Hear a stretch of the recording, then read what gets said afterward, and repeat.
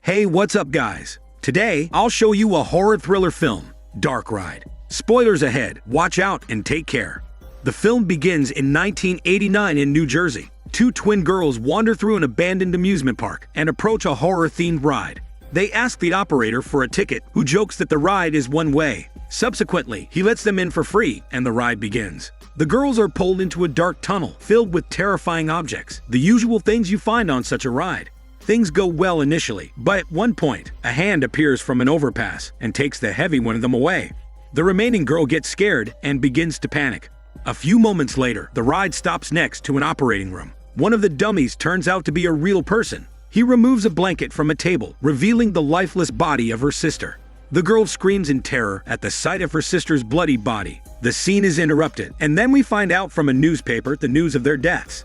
The newspaper reports that the police have found the killer, a mentally ill man who killed 14 other people besides the twins. Therefore, the killer has been sent and locked up in a well-guarded mental institution for treatment. 10 years pass, and the action shifts to a group of teenagers preparing for a trip. Specifically, Kathy and her best friend, Liz, plan to go on a trip along with 3 other boys. Kathy has been in love with the boy named Steve, and there has been tension between them lately as they keep breaking up again and again. Liz and the boy Jim have also had a relationship in the past, but now they are just friends. On the other hand, the nerdy boy named Nerd is the outcast, a movie fanatic who was only invited because he's Steve's friend. The group gets into Jim's van and hits the road. After a few hours, it gets dark and they stop at a gas station to refuel. The place seems deserted, and Nerd enters the cottage to look for someone to call for help. He discovers an elderly man asleep on a sofa. He talks to him, trying to wake him up, but the elderly man remains asleep. Nerd notices the calendar for the year 1978, and this seems strange to him. Soon after, he goes outside and asks his friends to keep an eye on the elderly man while he goes to the bathroom. Jim and Steve go to check, but the elderly man has disappeared without traces of his dying smell. When the two go outside, he appears from behind them and asks to pay for fuel. Nerd rejoins the others and shows them a flyer he found in the bathroom, advertising the Dark Ride. It shows that the place was recently reopened after being closed for 10 years following the deaths of the twins. Jim knows many disturbing stories related to the ride and convinces the others to visit it for fun. The group agrees to go, although Kathy is hesitant because she is afraid. The scene shifts 2 weeks earlier to a mental institution in Bayshore, where the Dark Ride killer is currently locked up. 2 orderlies are performing routine checkups on the patients. When they enter the killer's room, they mock him for being a vegetarian. The orderlies mistreat him, but the killer stares blankly.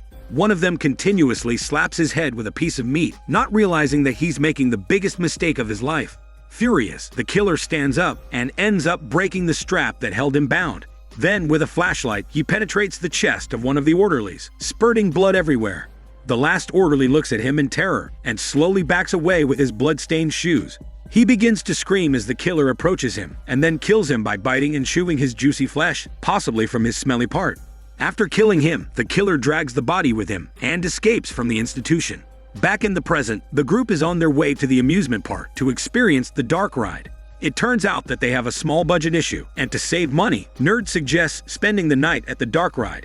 The girls don't like the plan, but he insists. Jim is in the mood for fun, so he persuades them, and the girls reluctantly agree.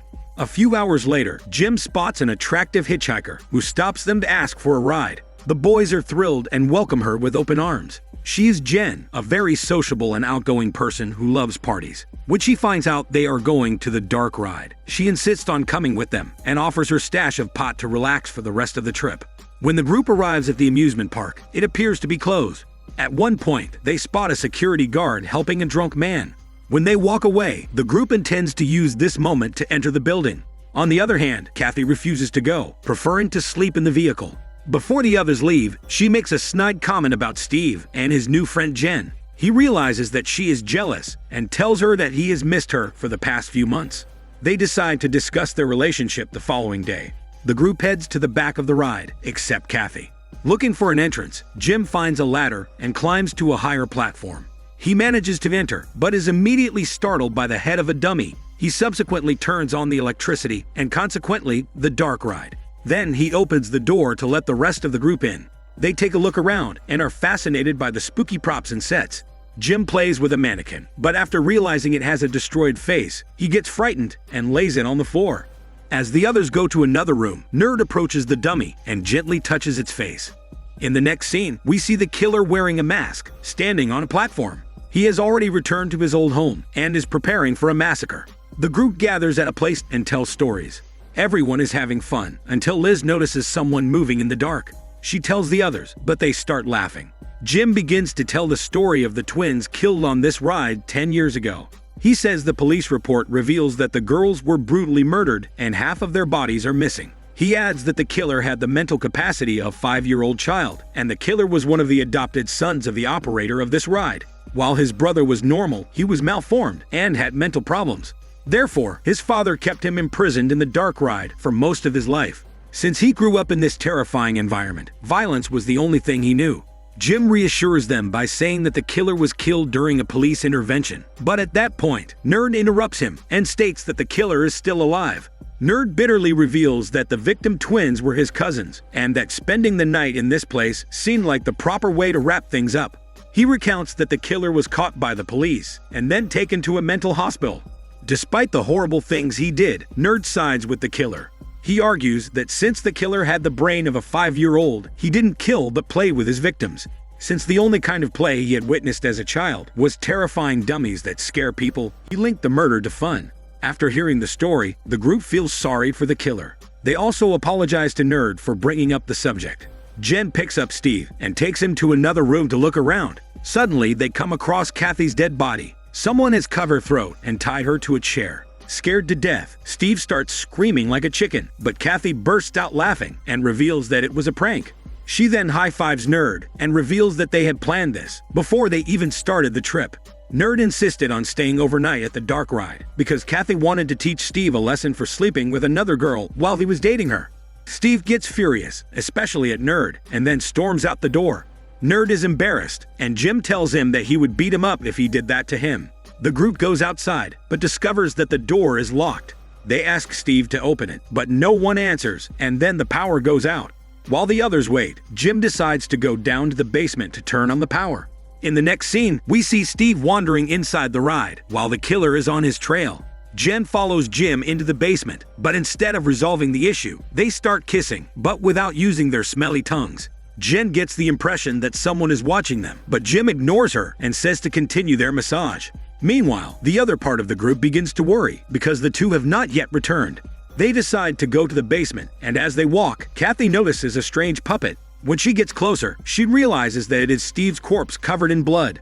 In a panic, they take off running. Nerd reaches the cellar door, but finds it locked and starts calling Jim. Jen is giving Jim a weird massage, unaware that the crazed killer is watching them. While they continue to enjoy themselves, the killer comes out of hiding and cruelly cuts off Jen's head. Jim realizes this only when he takes her head to kiss it. Jim panics and tries to escape, but he bangs his head against a pipe and loses consciousness. For some strange reason, the killer doesn't kill Jim, but locks him inside and leaves with Jen's head.